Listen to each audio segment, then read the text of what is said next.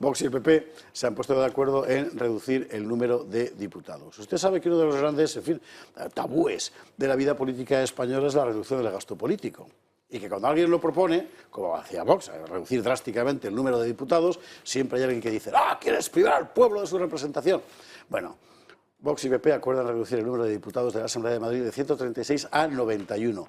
Y aún así salimos, si no me equivoco, a un diputado por cada 70.000 ciudadanos, una cosa así. Sí, sí, aproximadamente. Bueno, en primer lugar, buenas noches a todos. Muy buenas noches. Un placer volver de nuevo a esta casa, que es, bueno, que tengo muchas vinculaciones desde hace muchos años, y además también acompañado con los tertulianos que han venido aquí hoy.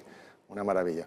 Bueno, la verdad es que esto formaba parte primero de nuestro programa electoral en las elecciones de mayo, y en segundo lugar, pues fue uno de los compromisos que asumió Ayuso cuando se produjo la investidura, ¿no? Hace ya unos cuantos meses. Y debo decirles que nos ha costado bastante. Es decir, el PP se ha hecho mucho el remolón en los últimos meses porque, bueno, pues había que recabar una serie de firmas para poner en marcha, porque al final esto no es una proposición de ley normal, esto exige una reforma del Estatuto de Autonomía. Y entonces el proceso es un poquito más, en ese sentido, complejo, ¿no? Y bueno, al final parece que... ¿Quién tiene que firmar eso? Bueno, los diputados claro, es que ese es el Partido tema, Popular y de Vox. Estás diciéndole a los propios diputados, tomad la katana para haceros el harakiri. Bueno, pero... Esto es muy interesante, esto que apuntas, porque yo creo que la gran diferencia entre Vox y el resto de partidos es que en el resto de partidos la política es una carrera profesional. Claro. Y al final los diputados es una agencia de colocación. Es decir, los partidos usan los parlamentos como lugares donde colocar a sus peones, mientras que Vox somos todos, la gran mayoría, venidos del sector privado, que hemos dejado una vida mejor, donde ganábamos más dinero, donde no teníamos esa necesidad de significarnos políticamente, donde teníamos más tiempo libre y más disposición de nuestro tiempo los fines de semana, por poner un ejemplo, sin tener que estar yendo a tantas cosas. Oye, y estamos de paso, y no tenemos ningún problema en asumir una reducción de diputados, pero claro, a los otros partidos pues les molesta. PP y PSOE son dos estructuras clientelares consolidadas desde hace más de 40 años. Claro, han tejido unas redes donde hay mucha gente que es que su forma de ganarse la vida es el partido. Por eso, por cierto, tiene mucho mérito del PP, hay que decirlo. La verdad es que haya pasado por esas orcas caudinas.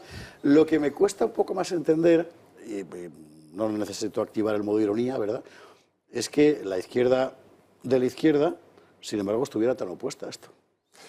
Bueno, vamos a ver, aquí yo creo que pasa una cosa, ¿no? Yo creo que el Partido Popular tiene la sensación o tiene la esperanza de que esto, al final, como se requiere una mayoría reforzada para aprobarse esta modificación del Estatuto, necesitamos que 13 escaños de la izquierda apoyen también esta propuesta. Por tanto, necesitamos o bien el apoyo de Más Madrid o bien el apoyo del Partido Socialista, porque bueno, Podemos, como solamente tiene 10, no podría en ningún caso ser definitivo para la cuestión.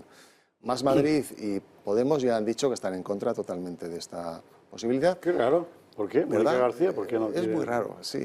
Es muy raro que no quieran, pues bueno, pues lo que decimos, esa agencia de colocación que les sirve a ellos. Pero, claro, el Partido Socialista yo creo que aquí ha entendido la jugada un poquito mejor y no ha dicho que no de principio, y ha dicho, bueno, pues que si se abre el melón de modificar el Estatuto de Autonomía, pues que a lo mejor hay que modificar otras cosas, que no ha dicho cuáles, ¿no? Yeah.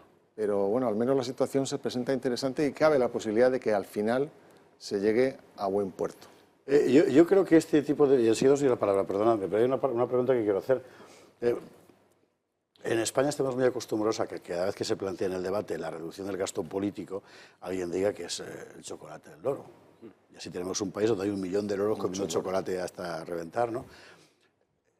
No es lo fundamental, pero aún así, ¿qué ahorro significa esto? Bueno, vamos a ver, yo creo que en un momento como este, ya antes, pero justo en este momento que todos vemos lo que está pasando en las calles, los problemas que hay en todos los trabajos, los autónomos están, bueno, hechos polvo, ¿no?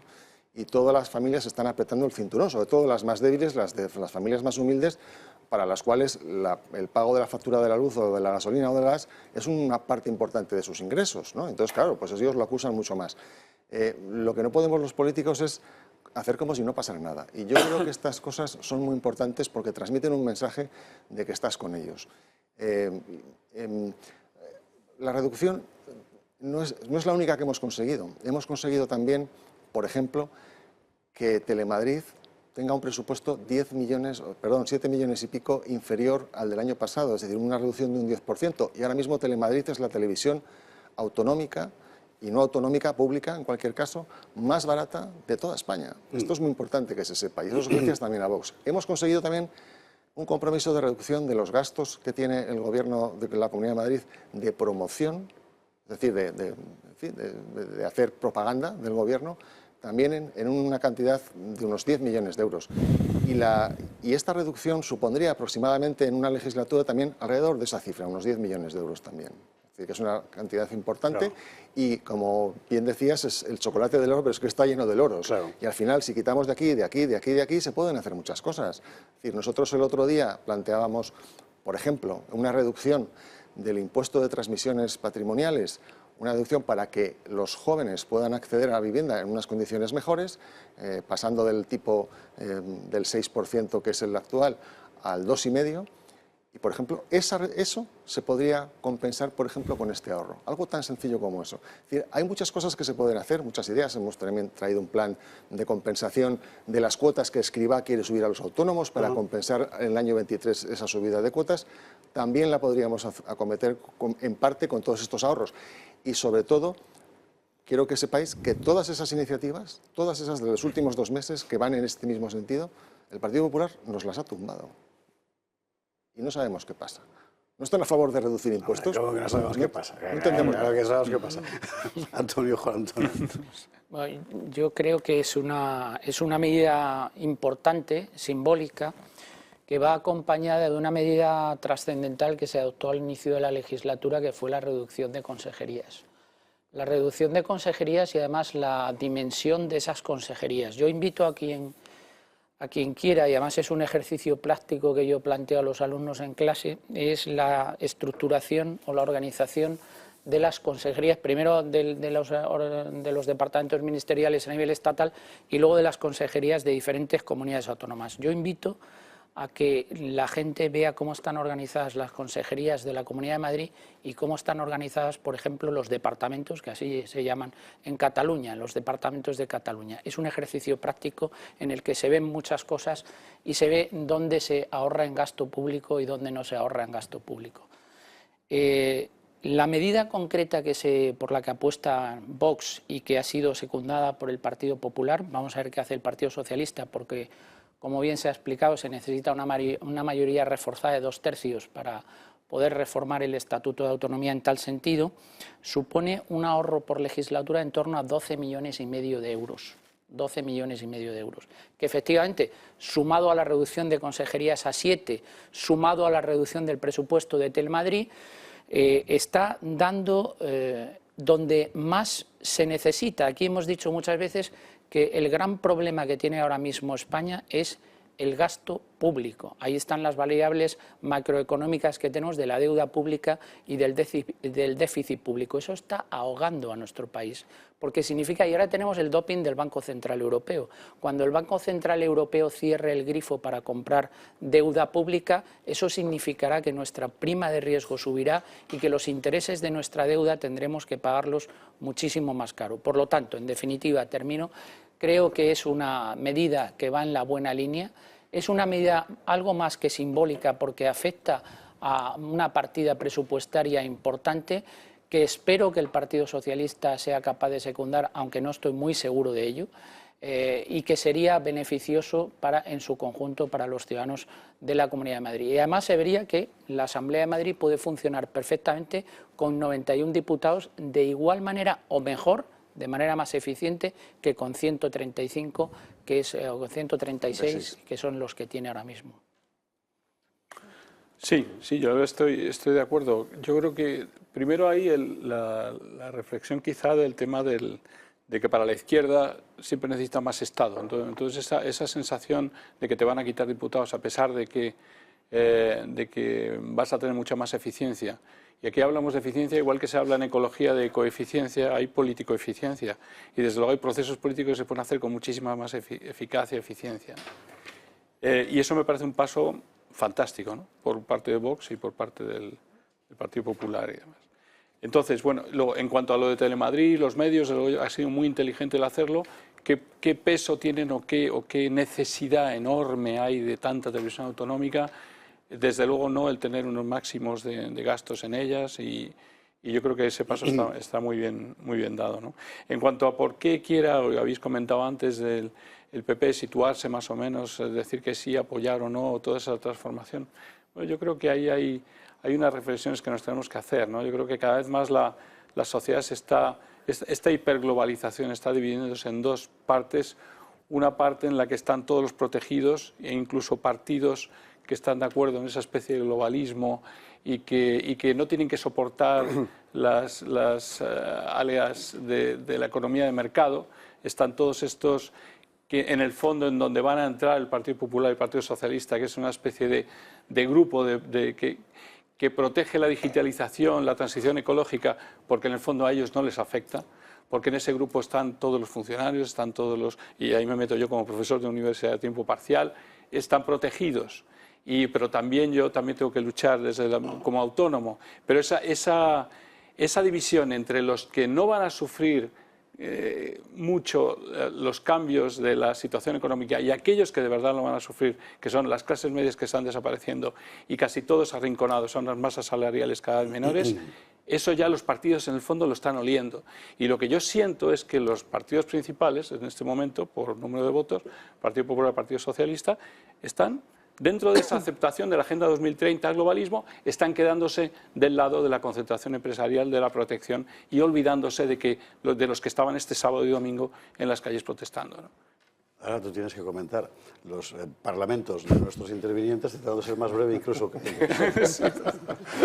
Bueno, en fin, yo creo que en cualquier caso, hoy creo que todos habréis oído al señor Rufián dirigiéndose al presidente del gobierno y diciéndole que la izquierda se estaba olvidando de los problemas reales de la gente. Es que ese es el verdadero asunto. Pues lo más divertido es lo que le ha contestado Sánchez, que eso que parecía de ultraderecha. Claro, o sea, estamos en un disparate absoluto. Entonces, esto es muy importante, porque yo creo que al final se están dando cuenta de que se están alejando de los problemas de las clases trabajadoras y de las clases medias españolas, que se están depauperando de día en día, mucho antes de todo lo que está pasando ahora. Y claro, es muy importante que al final esta propuesta llegue a un Parlamento y se tenga que votar, y que cada uno de ellos se retrate y luego le explique a sus votantes por qué hacen una cosa o por qué hacen la otra. Y esto es muy importante. Decía esta señora, la de Más Madrid, nos decía que es que eso era acabar con la democracia o el quitar escaños, ¿no? Y digo, claro, esto se hizo en Italia hace 2 años, que redujeron, creo que el Senado de una manera drástica, también las regiones, etcétera. ¿Qué pasa? Que en Italia no es una democracia, es que es una cosa absolutamente ridícula. O tienes el ejemplo de Castilla-La Mancha, que es verdad que tiene menos población que Madrid, pero tiene las mismas competencias y 5 veces el tamaño en extensión geográfica, y solamente tiene 33 diputados, 33, y pueden gestionarlo para las mismas competencias autonómicas que las que tiene Madrid, o los 81 de Castilla y León, o los pocos más de 100 creo que son en Andalucía, que también tiene una extensión enorme, y muchísimos más municipios que Madrid. Entonces, claro que es posible, lo que pasa es que no quieren. ¿Y en Andalucía? En Andalucía igual, porque la verdad es que lo bonito de Vox es que el discurso es el mismo, y escuchar a José Luis hablar del buen trabajo que están haciendo en la Asamblea de Madrid, que siempre hemos abanderado la reducción del gasto político y la defensa del bienestar de los españoles frente al bienestar de los políticos, y ahora escucharle Telemadrid, esa reducción del 10%, esa reducción de gastos de promoción del gobierno. ¿Para qué? Pues para poder llevar a cabo un plan de compensación para los autónomos. Se hablaba de la necesidad real, porque estamos en un momento de emergencia nacional donde los políticos son los primeros que deben dar ejemplo. Y es cierto que me honra mucho el ver y escuchar el buen trabajo que se hace, porque, y de verdad, esto no es un mitin, pero quiero compartir que es que Vox cumple. Y resulta que desde dentro de las instituciones estamos haciendo que otros que vivían muy cómodos en sus sillones con el bipartidismo, y tú hacías referencia a PP y PSOE, con esa Agenda 2030 y el globalismo, pero también la ideología de género y la ley de bienestar animal que nos quieren imponer en Andalucía. O sea, estaban todos tan acomodados que ahora llega Vox a moverle de sus sillones y se ponen todos muy nerviosos. ¿Y qué pasa? Que tienen que aceptar lo que hemos llevado en programa porque es coherencia, porque es ejemplo y porque es el momento de hacer por los españoles, no por los políticos. Le voy a pedir a Irene que te ponga un rótulo que diga emplazamiento de producto.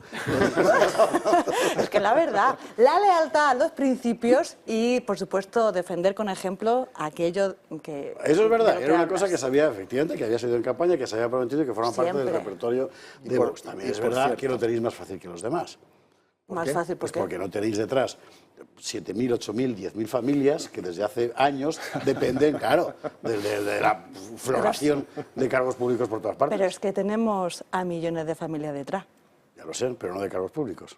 Por eso, porque aquí la única industria que crece es la industria política. La que quiere millones Es de que es la cargos única, públicos es Mónica entonces García, aquí el por compromiso es ejemplo. con todos los españoles. Claro, lo que nosotros estamos es precisamente, como decía antes, es que nos estamos quitando de muchas cosas, de muchos, de ocio, en fin, de familia, porque estamos muy comprometidos con los problemas que vemos todos los días.